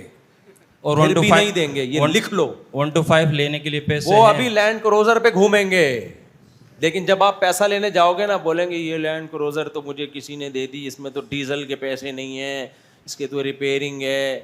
وہ ایسی باتیں کرے گا نا کہ آپ کی سوچ, وہ سوئٹزرلینڈ میں گھر بنا لے گا. آپ جب پیسے لینے کے لیے جاؤ گے بولے گا یار یہ تو میں ملک کی حالات خراب تھے تو بھاگ کر آیا ہوں, سوئٹزرلینڈ کیسے آ گیا تو بھاگ کے بھائی. وہ نہیں دے گا. اگر وہ دے دے نا, اگر وہ دے دے تو اس کو عجائب گھر میں جمع کرا دیں آپ. 5 سال تو ہو گئے, نہیں دیں گے. 25 سال اور بھی گزر جائے نہیں دیں گے. آخری سال ڈاکٹر صاحب میں الحمدللہ میں نے مکے میں مدینہ منورہ میں 11 سال گزارے ہیں ماشاء اللہ. وہاں میں نے ایک اپنے یعنی اللہ سے ایک وعدہ کیا تھا کہ میں ہر انسان کے کام آؤں گا. مکے میں دعا مانگی تھی 3-4, اور الحمدللہ کام کرتا رہتا ہوں. لیکن اکثر لوگ میرے دوست جو میں اچھائی کرتا ہوں وہ میرے کو بولتے ہیں یار یہ دکھاوے کے لیے کر رہا ہے, لیکن میری نیت اور میرا کیا کہتے ہیں ظاہر ہے دل کی حالت اللہ ہی جانتا ہے. لیکن پھر بھی وہ مجھ پہ تنقید کرتے ہیں. کبھی کبھار میرا دل ٹوٹ جاتا ہے کہ میں اچھائی کرنا چھوڑ دوں.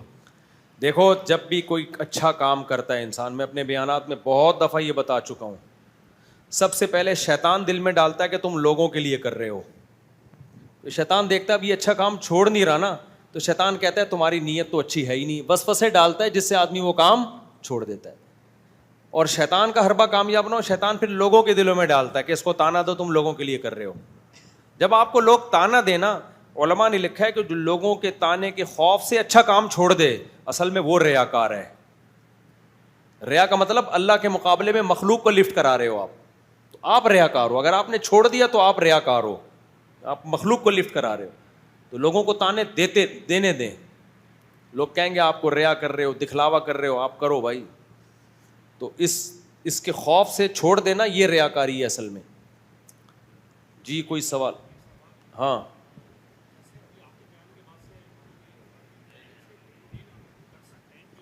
اسلامک بینک سے لین دین کر سکتے ہیں. شرعی ہے.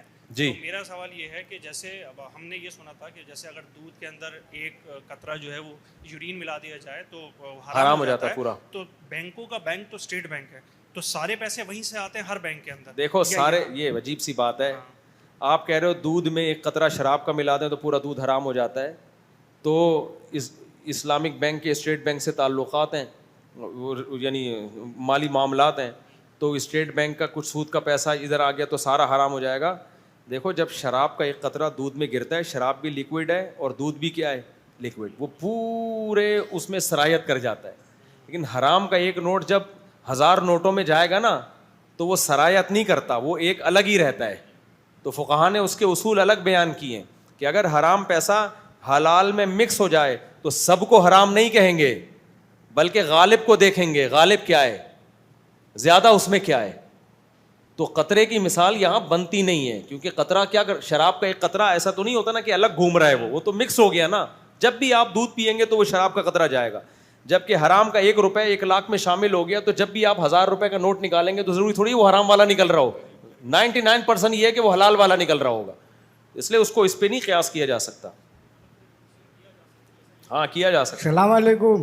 وعلیکم السلام. میں آپ سے سوال کرنا چاہتا ہوں جی کہ اگر باپ نے مہر نہیں ادا کیا اور اولاد ان کی مطلب بیٹا اگر مہر ادا کرنا چاہے تو وہ کر سکتا ہے؟ جی جی, مہر ادا نہیں کیا, بچے ہو گئے, ہاں کوئی بات نہیں, بعد میں دے دیں, یہ تو بیوی کا حق ہے, جب چاہے دے سکتا ہے نا جی جی بیٹا. دے شکریہ. دیں, اب دے دیں میرا خیال ہے. شکریہ, مہربانی. بچے ہو گئے تو پھر دے دینا چاہیے. جزاک اللہ. ہاں بیٹا بھی دے سکتا ہے باپ کی جگہ. یار ادھار پاکستان میں کسی بھی کنڈیشن میں نہیں دے سکتا. السلام علیکم. 2 ادھار دل میں صدقے کی نیت کر لو کہ واپس مل گیا تو ٹھیک ہے, نہیں ملا تو ٹھیک ہے. کوئی بندہ کہے آپ کو اگر غالب گمان ہے کہ ہے تو پھر دے دو, پھر صدقے کی نیت سے دو نا. منہ سے بولو ادھار ہے, دل میں نیت کرو واپس مل گیا تو ٹھیک ہے, نہیں ملا تو اتنے دو جتنے افورڈ کر سکتے ہو. ایسا نہ ہو کل آپ کی بیماری آئی تو وہ دے ہی نہیں رہا پیسے. السلام علیکم. مفتی صاحب جو جمعے کے خطبے میں خود کھڑے ہو کے خطبہ دیتے ہیں مفتی صاحب, اس میں بیٹھ جاتے ہیں پھر دوبارہ کھڑے ہوتے ہیں, تو اس میں کیا حکمت ہے؟ بھائی یہ جمعے کے 2 خطبے سنت ہیں, عید میں بھی جمعے میں بھی. نبی صلی اللہ علیہ وسلم ایک خطبہ دے کے تھوڑی دیر بیٹھتے پھر کھڑے ہو کے, تو شاید اس میں تھوڑا ریسٹ کرنا مقصد ہو, تھوڑا سا وقفہ ملتا ہے تو فریش ہو جاتا ہے لوگوں کا ذہن. یہی حکمت ہوگی. السلام علیکم. میں کمپیوٹر سائنس کا اسٹوڈنٹ ہوں. تو ہمارے یہاں یہ ہوتا ہے کہ جو اسٹوڈنٹ ہوتے ہیں وہ انویسٹر سے پیسے لے کے اپنی اسٹارٹ اپ شروع کرتے ہیں ایک چھوٹا سا. تو اس کے بارے میں اسلام کیا کہتا ہے؟ دیکھیں انویسٹر سے پیسے لے کے کیا کرتے ہیں؟ یہ اسی لیے ہوتا ہے کہ جیسے سافٹ ویئر ہاؤس کھولیے, اپنی کوئی چھوٹی سی کمپنی کھولی ہوئی, اسٹوڈنٹ کے پاس اتنا پیسہ نہیں ہوتا. بس ٹھیک ہے, وہ پیسہ جب بھی کوئی انویسٹر ہوگا تو شریعت میں چند اس کے اصول ہیں, شرکت ہو یا مضاربت ہو. شرکت کا مطلب ہم بھی پیسہ لگائیں گے, آپ بھی لگاؤ, جو بھی بزنس میں ارننگ ہوگی اس کو پرسنٹیج کے حساب سے ڈیوائڈ کریں گے. یا ایک طرف سے پیسہ ہو, ایک طرف سے محنت ہو, تو آپ بولیں بھائی سارا پیسہ تمہارا ہوگا, محنت میری ہوگی, جو ارننگ ہوگی ہم پرسنٹیج کے حساب سے ڈیوائڈ کریں گے. تو ہر کاروبار میں ایک ہی اصول ہے. السلام علیکم. وعلیکم السلام. مفتی صاحب, ہم نے یہ سنا ہے کہ نبی علیہ السلام نے فرمایا میرے بعد میری کتاب کو اور سنت کو مضبوط پکڑنا. ایک صاحب فرما رہے تھے کہ انہوں نے یہ بھی فرمایا تھا کہ میرے بعد اہل کتاب یعنی میرے اہل بیت کو تم مضبوطی سے پکڑنا, ان کی سنت کو, لیکن ہمارے علماء اس کا تذکرہ نہیں کرتے. ایسا تو نہیں ہے. نبی صلی اللہ علیہ وسلم نے اہل بیت کا خیال کرنے کا حکم دیا ہے کہ اہل بیت کا خیال کرنا. باقی جو مضبوطی سے تھامنے کا حکم ہے کتاب و سنت کو, اور پھر خلفائے راشدین کو, جنہوں نے, جس میں اہل بیت بھی آ گئے نا, حضرت علی بھی تو آ گئے نا اس میں, سیدنا علی رضی اللہ تعالیٰ عنہ.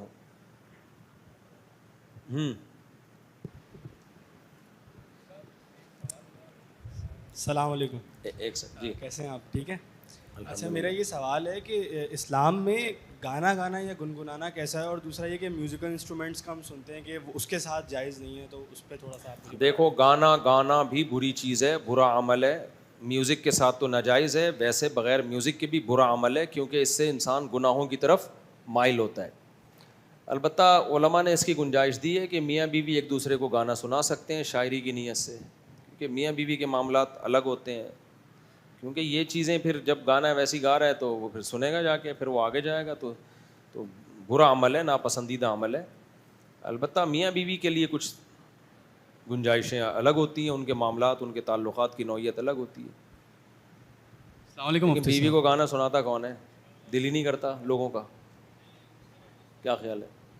پہلے پھنساتے ہیں گانے سنا سنا کے لڑکی کو, جب شادی ہوتی ہے تو پھر گالیاں سناتے ہیں. السلام علیکم. اور آوازیں بھی ہر ایک کی اچھی نہیں ہے, ہو سکتا ہے وہ ایسی آواز میں گانا گائے, بیگم بولے چپ ہو جا, تو چپ زیادہ اچھا تھا. مفتی صاحب, وعلیکم السلام.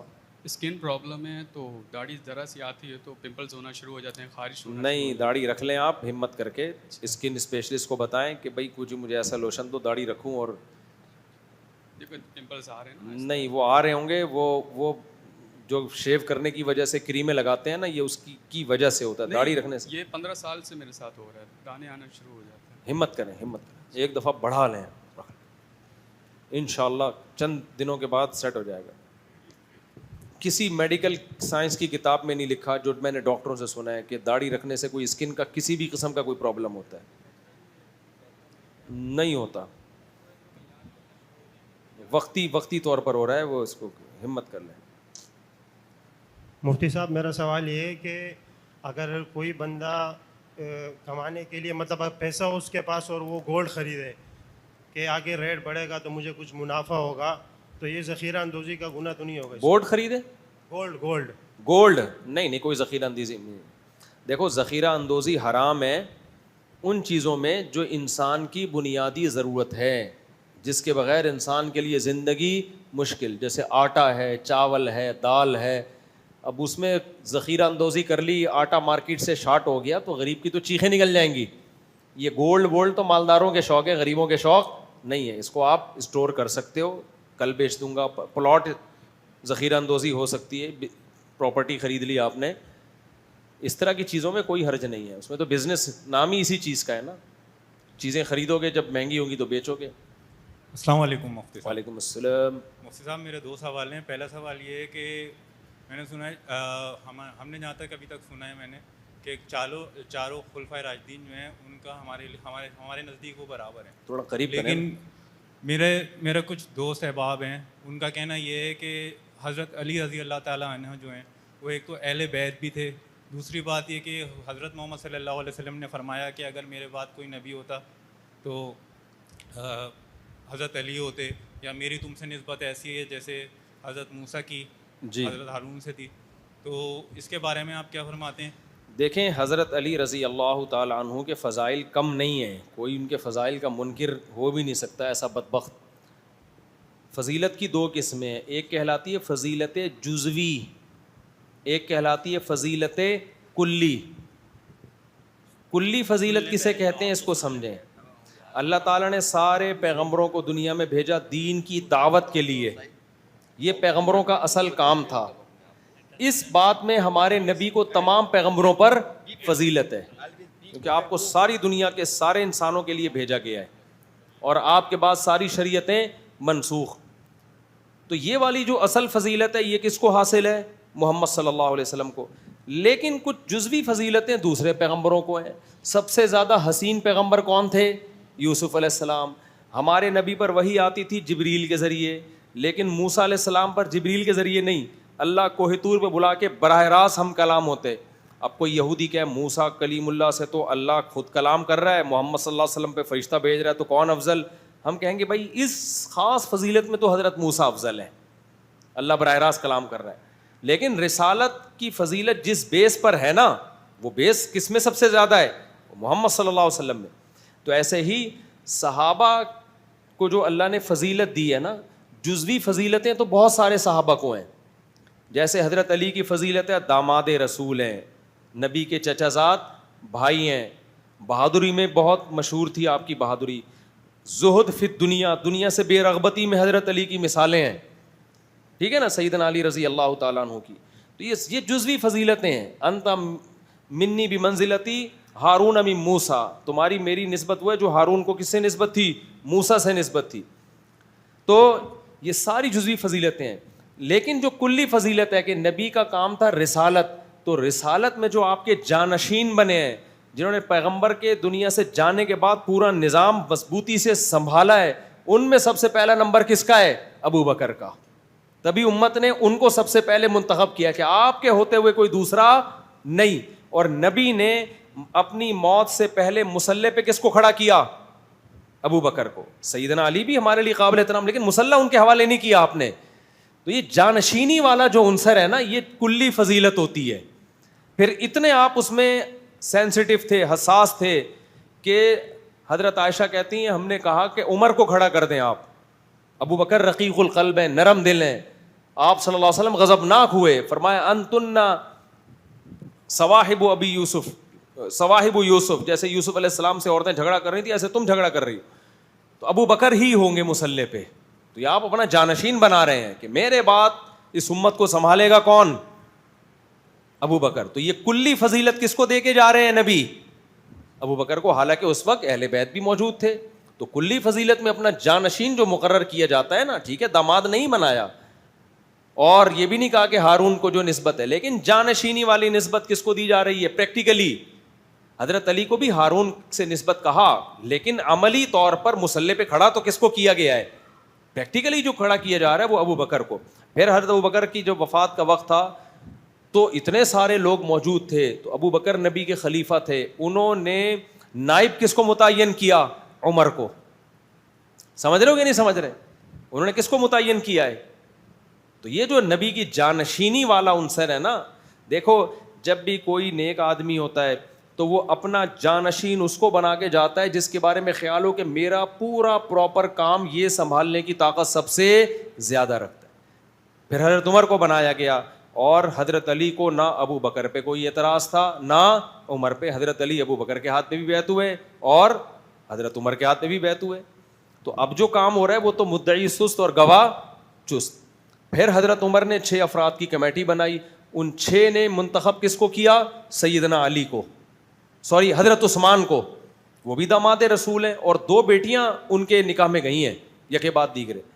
لیکن یہ جزوی فضیلت ہے۔ اصل فضیلت کیا ہے کہ وہ جو 6 کمیٹی جو ابو بکر اور عمر کے جو قابل اعتماد تھے، انہوں نے کس کو سلیکٹ کیا ہے؟ سیدنا عثمان کو، اور ان کے الگ فضائل ہیں۔ ان کے بعد سیدنا علی رضی اللہ تعالیٰ عنہ۔ تو اہل سنت والجماعت جو ترتیب دیتے ہیں وہ بالکل قرآن و سنت سے ثابت ہے کہ سب سے پہلے ابو بکر، پھر عمر، پھر عثمان، پھر علی، اور صحیح حدیثوں سے بھی یہی ترتیب ثابت ہے، خود حضرت علی سے بھی یہی ترتیب ثابت ہے۔ باقی داماد رسول ہونا بہت بڑی فضیلت ہے، لیکن جزوی، جیسے کلیم اللہ ہونا کوئی کم فضیلت ہے؟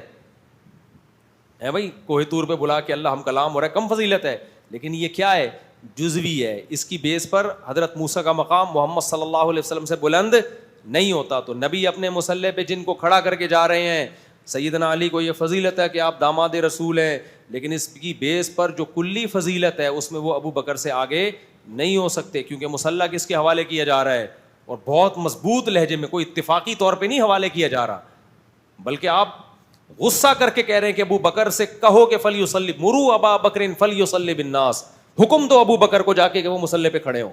یعنی نہیں بھی چاہیں نا تو بھی زبردستی ان کو مصلی پہ لا کے کھڑا کرو, ان کو مصلی پہ لا کے. تو اتنی سختی سے حکم دیا جا رہا ہے. تو یہ بہت بڑی فضیلت ہے. سمجھتے ہو گے نہیں سمجھتے؟ چلو اب دوسرا یہ قصہ تو ختم ہو گیا نا, اب تو آگے کوئی دوسرے مسائل میں پڑھو. السلام علیکم ورحمۃ اللہ وبرکاتہ. بڑا اشتیاق تھا سر آپ کو دیکھنے کا, بڑی نوازش, اللہ نے نیاز حاصل کرائے. جزاک. میرے آپ سے دو مختصر سے سوال ہیں. جی. کہ رسم ادا رہ گئی, روح بلالی نہ رہی, فلسفہ رہ گیا, تلقین غزالی نہ رہی. جی. ٹھیک ہے, اب اذان بلالی تو ہے نہیں نا سر, جی. نیٹ ورک پہ حالانکہ دنیا جا رہی ہے. جی جی. اور دوسرا یہ کہ میرے کسی دوست نے کسی کو تحفہ دیا تو اس پہ یہ واجب تھا نا, اور تحفہ بھی بہت قیمتی کہ بھائی تیری ذریعہ معاش کیا ہے, آئی ایم رائٹ یا رانگ؟ جی تھینک یو. ٹھیک ہے ٹھیک ہے, چلیں. اور بھائی کوئی سوال؟ بس آخری سوال لے لیں, میں بہت تھک گیا ہوں. آخری سوال, خاندانی سوال آخری. السلام علیکم. خالق نواز, سندھ پولیس سے تعلق ہے میرا. اور سندھ پولیس سے تعلق ہے بھائی, جانتے بھی ہیں سر. اچھا, آپ وردی میں دیکھا ہوگا نا ایسے, آپ منظور شیخ صاحب کے ساتھ آیا تھا. اچھا اچھا اچھا, صحیح صحیح, ماشاء اللہ ماشاء اللہ, بڑی نسبت ہے آپ کی. جی ٹھیک ٹھیک. آپ سے مفتی صاحب پوچھنا تھا کہ آپ پولیس میں ہے نا, تو آپ جو سوال پوچھ رہے ہیں نا اس کا جو جواب چاہتے ہیں مجھے پہلے بتا دیں تاکہ میں وہی جواب دوں. پولیس میں ہے. حضرت محبت ہے, بنوری ٹاؤن سے آیا ہوں میں. جی. میری رہائش بنوری ٹاؤن میں ہے. جی. ایک محبت ہے آپ سے, اس وجہ سے آج دوسری دفعہ پھر حاضر ہوا ہوں. اچھا جی.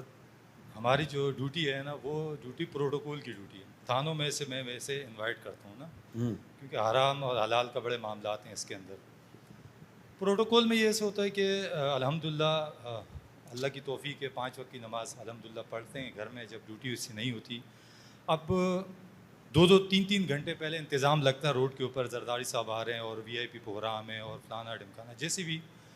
اس میں ہماری یہ نماز کا معاملہ ہے نا, کیونکہ بعض اوقات ایسے ہوتے کہ عصر میں ڈیوٹی لگی, آپ اپنا پوائنٹ چھوڑ نہیں سکتے, اور پھر اس میں مغرب بھی آ گئی, عشاء بھی آ گئی, اور پھر اس طرح کے لیے ہمارے لیے کیا حکم ہوگا اس میں؟ پہلی بات تو یہ کہ فرض نماز قضا کرنا کسی صورت میں جائز نہیں ہے, یہ تو ذہن میں رکھیں. کچھ بھی ہو جائے قضا کرنے کی اجازت نہیں. اب آپ ڈیوٹی ٹائمنگ میں آپ کو پروٹوکول دینا ہے, کوئی صدر آ رہے ہیں, کوئی وزیر اعظم آ رہا ہے, ظاہر ہے سیکیور بھی کرنا ہے, کوئی ملک میں حادثات بھی ہوتے ہیں. آپ موبائل میں نمازوں کے اوقات ڈاؤن لوڈ کر لیں. ایسی مجبوری میں جماعت چھوڑ سکتے ہیں آپ, ٹھیک ہے نا, جماعت کی نماز مجبوری میں چھوڑی جا سکتی ہے, قضا کرنے کی اجازت نہیں. تو آپ نے دیکھا بھائی ظہر کا وقت اس وقت سے لے کر اس وقت تک ہے, بہت ٹائم ہوتا ہے. عصر کا وقت اس وقت سے لے کر اس وقت تک, تو وضو کر کے رکھیں آپ. تو جیسے ہی وقت داخل ہو آپ فوراً نماز پڑھ لیں. اور اگر اس وقت پروٹوکول کا ٹائم تھا تو میرا خیال ہے اتنے گھنٹے تو کنٹینیو کوئی بھی کام نہیں ہوتا. اللہ حدیث میں آتا ہے جعلت لی الارض کلھا مسجدا, اللہ نے پوری زمین میرے لیے مسجد بنا دی ہے. آپ وضو با وضو رہیں, بوٹ ہوتے ہی آپ کے اس پہ مسا کر لیا کریں اگر کبھی مسئلہ ہو. سڑک پہ جہاں قبلہ ہو وہاں رخ کر کے آپ نے فرض ادا کر لیے, مجبوری میں سنتیں بھی چھوڑ دیں آپ. تو اس طرح سے آپ پڑھیں, لیکن نماز قضا نہیں ہو سکتی, سمجھ رہے ہیں نا. تو اس طرح سے آپ پڑھ لیں, 4 فرض وہیں روڈ پہ کھڑے کھڑے پڑھ لیں. ہم نے پڑھی ہیں, میں پہلے جب مشہور نہیں تھا, کوئی سنتا ونتا تو تھا نہیں بات, تو ہم اسلام آباد سے کراچی آ رہے تھے, وہ نماز قضا ہو رہی تھی, بس ڈرائیور روک ہی نہیں رہا تھا, عصر کی نماز ختم ہو رہی ہے. بھائی میں نے کہا روک ہی نہیں رہا. کہاں اس کو یہ تھا کہ یہ اترے گا, پھر جائیں گے وضو کریں گے, پھر پتہ نہیں کدھر جائیں گے. میں نے کہا بھائی ہم ادھر ہی سڑک پہ پڑھیں گے, وضو ہے میرا. اس نے گاڑی روکی ہے, میں نے اس کے آگے ہی جا کے نا, ایسا نہ ہو کہ چلا کے نکل لے, پتہ چلا ہم وہیں جنگل میں اکیلے کھڑے ہوئے, تو ادھر ہی سڑک پہ ہم نے نماز پڑھی ہے.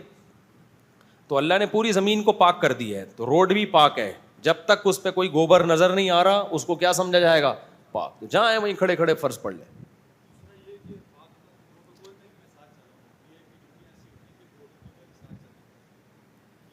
ہاں دیکھیں موبائل کی اپلیکیشن میں رکھیں نا نمازوں کے اوقات, تو اس سے آپ کو اندازہ ہو جائے گا یار میرے پاس اتنا ٹائم ہے, اس میں کس ٹائم پہ میں کنی کترا کے 2 یعنی 4 رکعت پڑھ سکتا ہوں. ہاں آپ ٹریولنگ میں ہیں, سفر میں, وہاں گاڑی روکنے کی اجازت نہیں ہے آپ کو, تو پھر مجبوراً اگر نماز قضا ہونے کا خطرہ ہے تو کھڑے کھڑے پڑھ لیں گاڑی میں ہی, لیکن اس کو لوٹا دیں. بندوق لے کے بیٹھے ہوئے ہیں, اڑا دیں سالے کو. اچھا ایسا نہ کریں, ہمت تو کریں نا. اگر پھر بھی کوئی صورت نہیں بنتی ہے تو پھر ایسی شدید مجبوری میں 2 نمازیں اکٹھی پڑھی جا سکتی ہے. سفر میں بہت شدید مجبوری میں کوئی صورت ہی نہیں بن رہی نا, پھر صحیح ہے. پھر فقہ شافعی کو فالو کر لیں ایسی مجبوری میں, ظہر اثر کو ملا کے پڑھ لیں, ٹھیک ہے نا. ظہر کے وقت میں اثر پڑھ لیں اور پھر مغرب اور عشاء ایک ساتھ پڑھ لیں. ایسی مجبوری جہاں ناممکن ہو جائے نماز پڑھنا. ویسے تو نبی سے جو 2 نمازیں اکٹھی پڑھنا ثابت ہیں وہ اس طرح ثابت نہیں ہے کہ ظہر کے وقت میں اکٹھی پڑھی ہیں, بلکہ وہ ظہر کو عصر کے قریب اور عصر کو مقدم. تو بہتر صورت تو یہی ہے اس طرح سے پڑھیں. پھر بھی نہیں ہوتی تو پھر قضا پڑھیں, توبہ استغفار کریں اللہ سے. لیکن نماز بس یہ ذہن میں رکھیں, اسلام میں سب کچھ ہو سکتا ہے, نماز نہیں چھوڑی جا سکتی, کوئی صورت ہے ہی نہیں اس کی.